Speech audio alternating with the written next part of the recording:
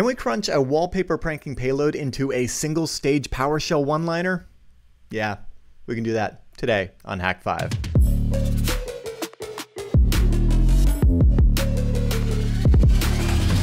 Hello, welcome to Hak5. I'm your host, Darren Kitchen. It's your weekly dose of technology, and I'm so excited for this week's episode because we got such great feedback last week on the crazy one-liner while loop, trolling people's computers, locking them cross-platform, and so much cool creativity that I want to expand on, and there's probably more than I'm going to be able to cover in this one episode. So if you left a comment there's a good chance we're going to talk about it next week or the week after. But whoa, there was a fun challenge thrown by Alex Goat, who said that, hey, Payload's pretty cool, but wouldn't it be cool if you just did a command that removes the lock screen and changes it with one of your choice so that, you know, basically they're constantly locked out and have to look at pictures of bunnies? Where did your mind go? Come on.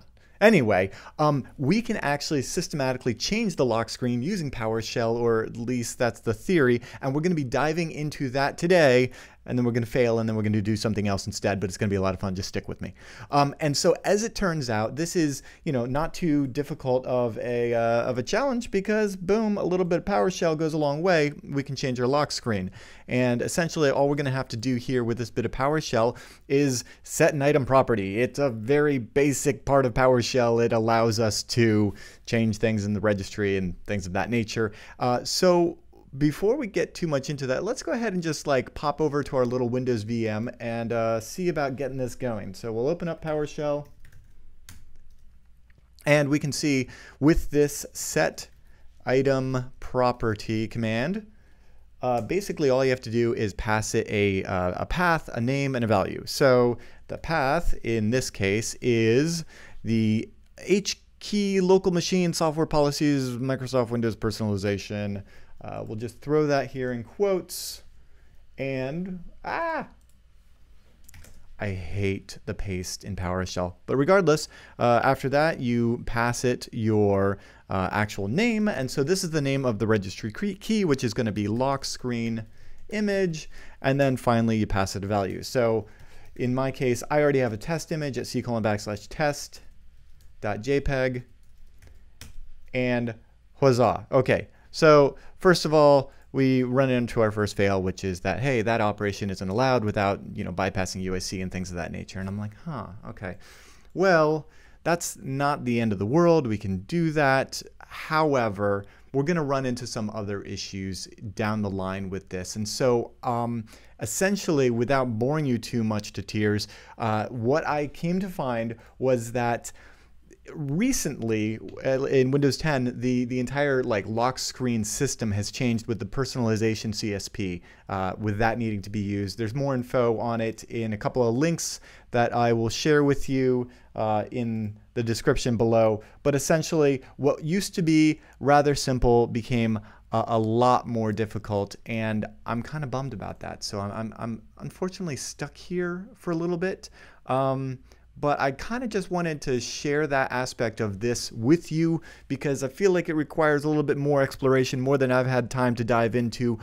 So a little nudge on that one. However, with enough people maybe looking at this, I'm sure we can craft a decent payload. With that in mind, we are going to craft a decent payload today, and we're going to go with something just slightly lower hanging fruit. And honestly, this is something that I've had on my mind for years and just kind of never gotten around to. So now that I have the inspiration to, what we're going to do is a one-liner, single stage, fits in the run line payload for Windows that will change the wallpaper. Similar kind of idea as the lock screen, except just the wallpaper. And I think it's a fun example of what's possible with PowerShell and some of the nuances with Windows. And so even if you're not interested in changing wallpapers, you're going to get something fun from this.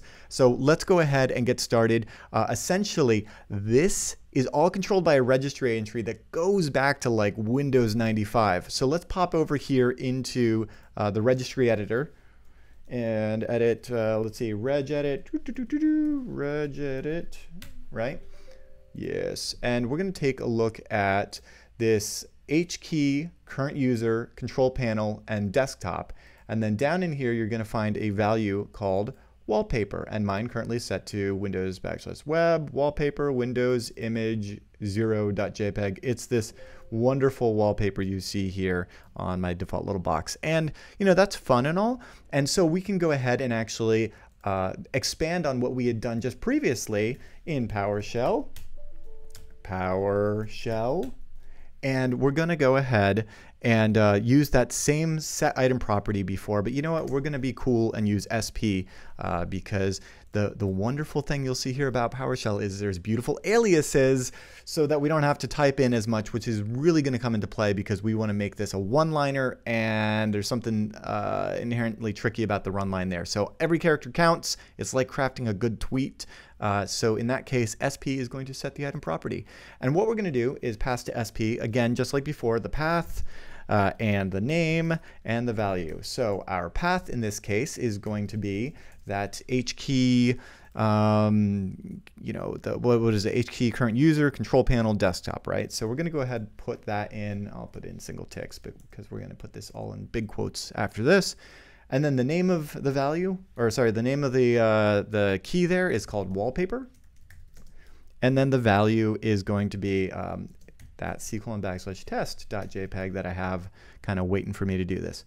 And I'll run that. And what do you know? That happened without requiring any elevated user privileges, which is one of the things that I love. Windows allows you to do so much without any escalation in privileges. And, you know, sure, this is going to troll only the current user, but we're loving trolling the current user. So let's take a look now in the registry and see what this did. So we've run this command, it executed successfully, no output. And if we come back into here and double click on our wallpaper, you'll see now it's set to /test. It doesn't show here because, you know, we need to do a refresh, right? Do a refresh and voila, everything is as we expect. However, notice something, our wallpaper has not changed. And that is going to be an issue because we want to have instant gratification, right? We want the buy it now, like shows up in 24 hours kind of, you know, yes. So what we're going to need to do here is, instead of, you know, logging the user out and back in, that's not as much fun. They've probably got work going on, right? We want to, you know, troll them, but not like actually disrupt their stuff, especially if it's not saved. And in that case, we're going to use an undocumented feature of Windows that's built into the Run DLL32. This thing has been in here, I think, also since Windows 95. And from what I can tell, this is kind of an odd one. So you'll see here, you know, people have used this script or this little aspect of Run DLL32 for quite a while. And if I just go ahead and run this in PowerShell, boom, it changes the wallpaper. And so if we want to, we can actually just take these two elements and create a quickie little payload that's going to do our bidding pretty quickly. So let's just do the PowerShell and then we'll kind of convert it to Ducky script. So essentially what we'll want it to do is run that, followed by running this. Not too difficult, right? Well, what we'll find out is that, you know, here's the problem with these undocumented features in Windows. Well, it's cool that it works this one time.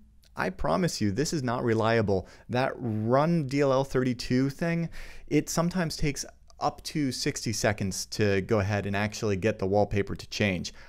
Again, this is not like an official Windows call. However, it does work on all versions, so we're just going to stick with it. So in my experience, I've had to sometimes run it over and over and over, and sometimes you'll run it and then it'll happen a few seconds later.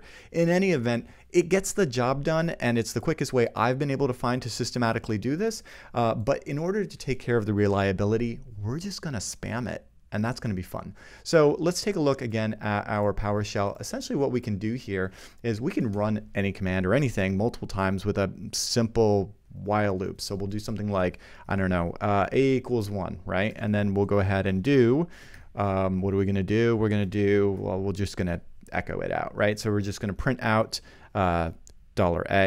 And then we're going to do that while, and in this case, we're going to do like, you know, $A increments, so A++, and then for as long as it's less than or equal to 4, and then go ahead and end that, right? And this is supposed to be a paren and not a squiggle, but in any event, I've tried to make this as short as possible. And you get the idea. It's done it, you know, until it got to 4. So we did 1, 2, 3, 4, 5. And we can do the same thing here with any set of commands. And I've tried to make this as ugly as possible because we're trying to save as many characters as possible. But if we go ahead and actually, you know, take this same concept and do our command there, we'll get this, and hooray, we can now do this, you know, for 60 seconds. And if we add that to the end of our PowerShell, we've got something, right? Cool. So we can at this point go ahead and put it all together. And one of the things that I like to do with a payload that is going to, in this case, spam stuff, or basically do any working action, we want it to not be as, we want it to be as invisible as possible. And there's a lot of ways that we can do obfuscation, but one of the simplest ways is to literally just have it minimize running in the background. Beautiful thing about this payload is once that command is issued, it can minimize and run in the background, and you can, you know, unplug your Bash Bunny, walk away. You do the same thing with a rubber ducky, and it will just go. And in most cases, it's going to be an instant wallpaper change, but just in case it does take a while, we're spamming that command. So in this case, let's go ahead and wrap this in a little bit of PowerShell that we could pipe into the run line that will run it minimized for us. If I take this command and I preface it with PowerShell and put it in quotes, you can just toss that into the run line. And let me just minimize these so we can see the effect. But when we go ahead and do that, pops up PowerShell. PowerShell is now doing its thing. It set the item property, and you can see a few seconds later it changed the wallpaper. Fantastic. And it's still here because it's going to stay up for the next 60 seconds doing that task. During this time, we don't really want to be bothered by this big ugly blue screen, so let's go ahead and wrap it inside of CMD, which will allow us to minimize it. While that continues its thing, and it'll disappear here in a moment, I'm going to go ahead and fire up our payload again. And in this case, what we're going to do is we're going to wrap this inside of CMD /C, and then we are going to wrap this inside of quotes, the whole thing. Now, we don't need the quote here, which would have been the PowerShell. Instead, we're doing everything that's inside of CMD in quotes. And actually, PowerShell really doesn't care if you pass it stuff without quotes afterwards, which is kind of great.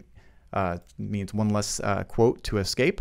And in this case, what we're going to do is that /C is going to actually run start, which is a Windows command that accepts a couple of different parameters. And one of them is /min. So for instance, if we did, you know, open up CMD and did start space dot, it would open the current directory. If we did start /min dot, it again opens the current directory, but you see now it's here minimized, right? Which is pretty cool because we can go ahead and open things that are going to die eventually, like that PowerShell did. Notice the other PowerShell window is gone, and it will happen all well minimized. So what we do here, wrapping CMD /C, what are we going to do? Well, we're going to do start /min. What are we going to start? Well, we're going to start PowerShell. What's it going to do? It'll set that item property, and then for the next 60 seconds, spam this with a little sleep 1. So there we go. Now we can just take that, again, resetting our wallpaper, and toss it in the run dialog.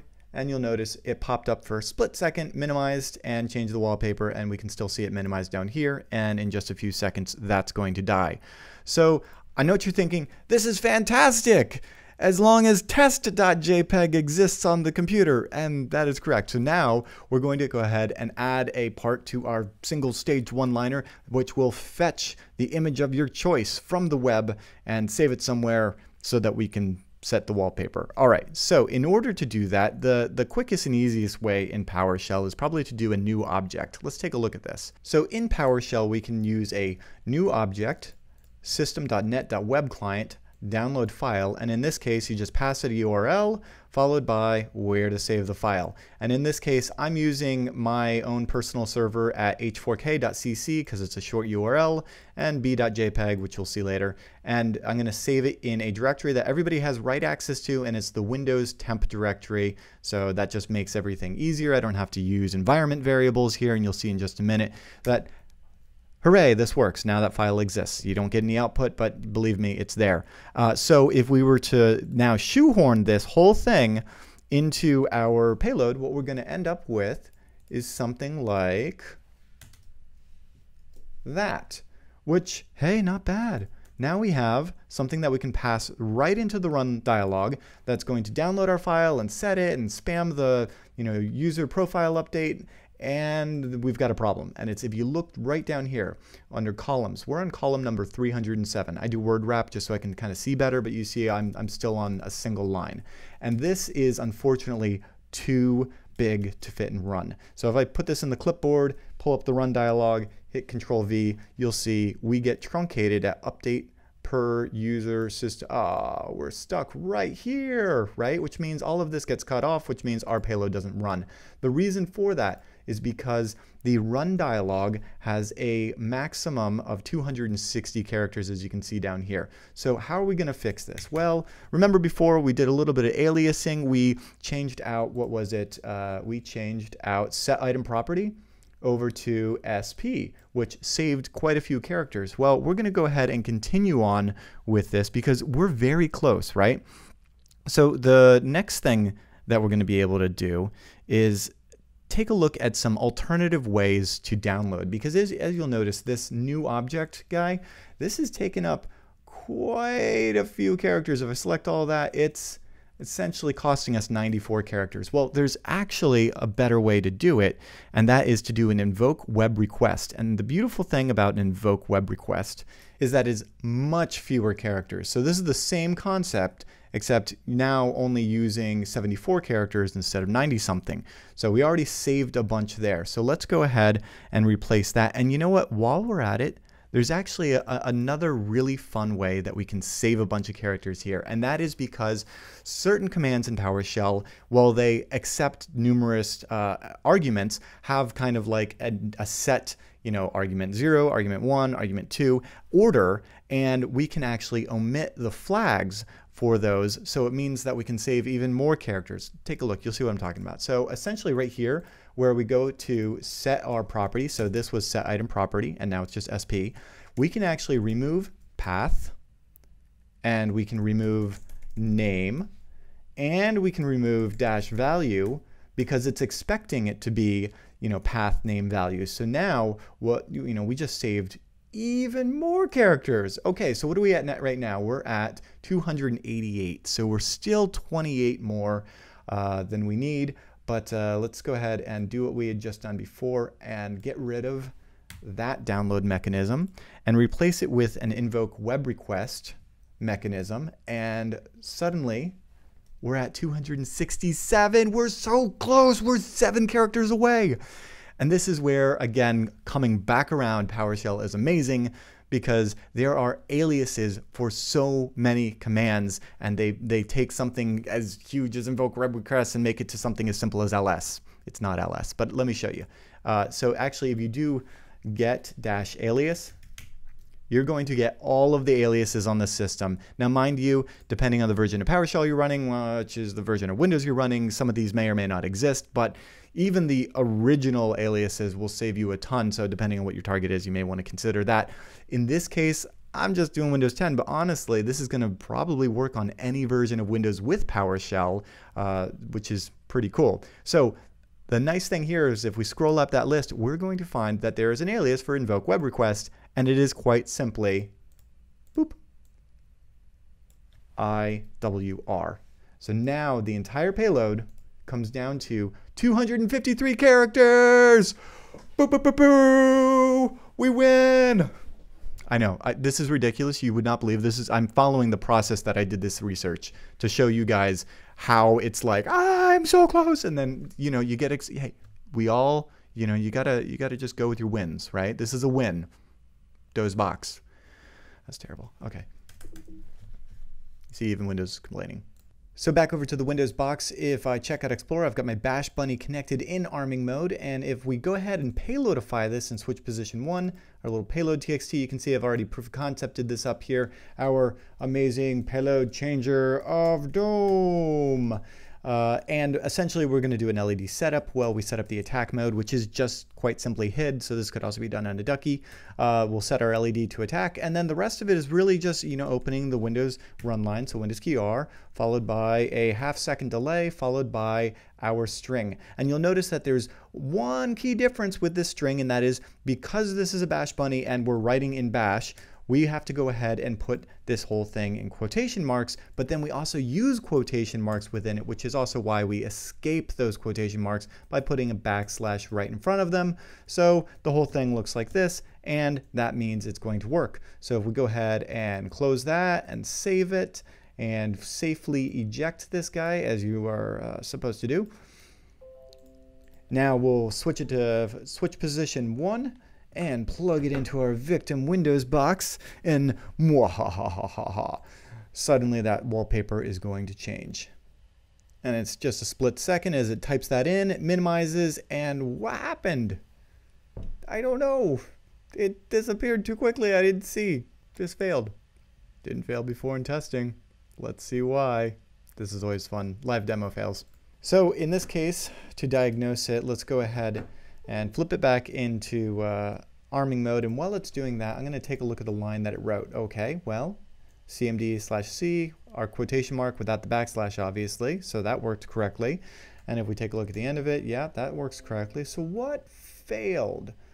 What I'm going to do is I'm just going to take out the start minimized aspect of this, so that it just stays up on the screen, and that way we'll be able to say, we'll be able to see when it ends. And actually we're going to take out everything, all of that, and we're just going to do PowerShell with this. And okay, so let's take the PowerShell out and just take this and copy that and open up PowerShell and paste it and see, all right, where does this fail? And it fails here. It says, okay, DLL 32 up to, it's not happy with this one line, and it's the plus plus minus less than equal to 59. And I could have sworn that worked. Missing expression after the operator plus plus. Really? Do I need a space there? Could just be that I need a space there. Nope, it's not that. Oh, duh. I know why. Because it is a dollar sign A. That's why it's failing, and I know exactly why this is not working. And that is because, oh, in fact, we're supposed to have defined dollar sign A right here. So that's, yep. See where it says equals 1?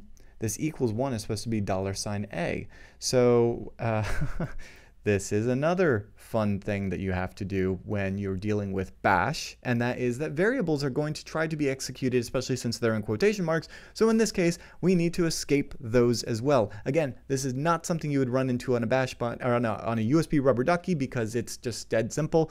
But on a bash bunny where you have, and leveraging the power of bash, which we did last week with our fun little while loop of lockout doom, we actually have to escape these as well. So that was kind of fun. I wasn't expecting that, but let's go ahead and fix it. So back into arming mode, and all we have to do to escape any character in bash is throw a backslash in front of it. You can escape a backslash with a backslash. I mean, there's a rabbit hole here. In this case, it's a bunny. All right. Oops. I did not put it into arming mode. I put it into attack mode. That's always a fun one. How many times have you hacked yourself? Ask me how many times I've been pineapple. This episode's going long. I don't care. This is how hacking actually looks. It's messy. And quite simply, we put a backslash B in front of the dollar sign A right there, as well as the backslash right here. So it's not actually going to type out that backslash. It's just going to know, hey, don't mess with this variable. So we'll save that. All right, third time's the charm.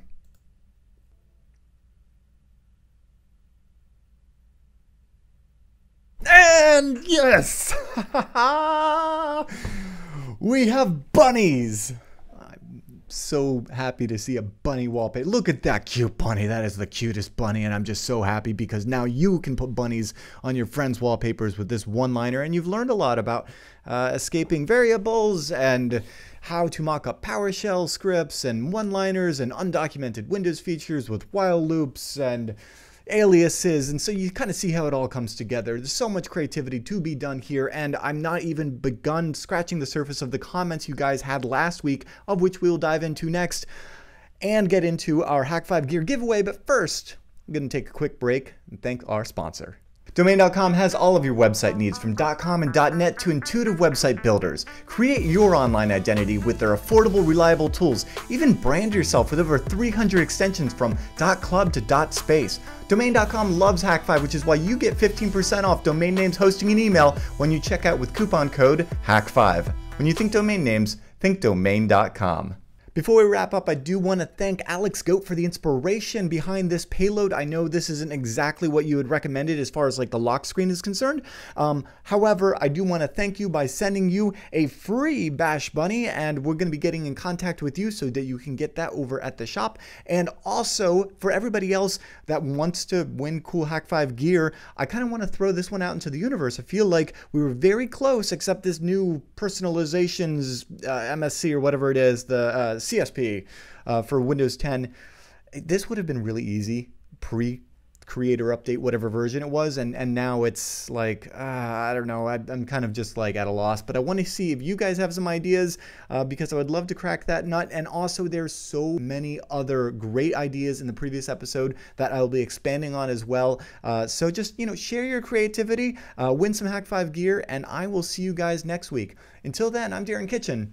Trust your technolust.